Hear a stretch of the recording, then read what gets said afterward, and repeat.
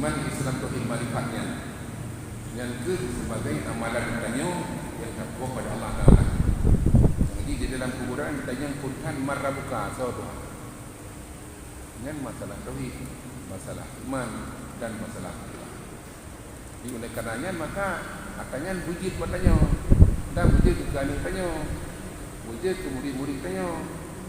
Sehingga marifatnya bukan Allah Rasulullah awwaluddin ma'rifatullah. Awal-awal agama adalah dari Allah. Punya anak dari Allah, anak ada agama dia. Kalau benar agama, Allah anak dari. Iban. Allah anak dari. Ada agama dia. Mati Allah Taala dia. Karena kita tulis namanya kita kata buat nabi teman anak. Tulis Allah Taala dengan tulis sifat-sifat dengan. Tulis sifat-sifat dengan kita kajian kita. Buku 20-nya. Jur kita makai atau berkalimat ini wujud. Wujud tampai kajian kita. Wujud nanti katanya. Dan wujud makna serta benar tadi walaupun tadi jumali. Punya anak tadi walaupun tadi jumali. Nya kita tanya kemudian ulun taklid. Ulun taklidnya nya bersalahan ulama tentang imannya. Lalu urang pegang ulama pegang anak imannya. Lalu ulama pegang nah iman. Oleh karenanya maka supaya kita mengenal iman cara sepakat ulama nya etik mempluhnya benar dalil ditanya satu persatu. Cuma dalil ini mudah tu. Sila dapur je tak bukan. Kenapa ya kan? Karena dalil dua macam. Na dalil jumali dan na dalil tafsiri. Yang dalil jumali dalil na Allah Taala baharu alam. Dalil kudrah Allah Taala baharu alam. Dari idam Allah Ta'ala baru alam sampai mutakaliman tadi baru alam.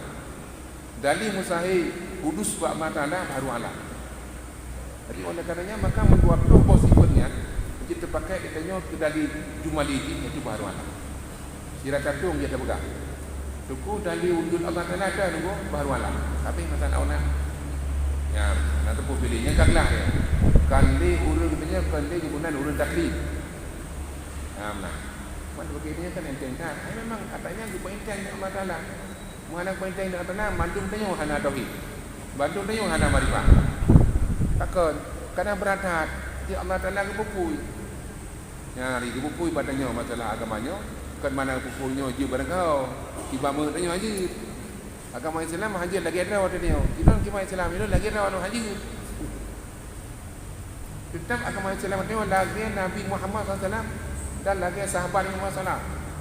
Maka kata Rasulullah, alaikum bisunnati wa sunnati khulafai rasyidin.